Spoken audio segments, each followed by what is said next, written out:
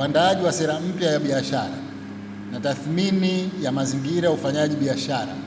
ni hatua ya kufanikisha ahadi ya ilani ya Chama cha Mapinduzi ya mwaka 2020 hadi 25, ibara ya 157 inayoitaka serikali kuweka mazingira mazuri ya ufanyaji wa biashara.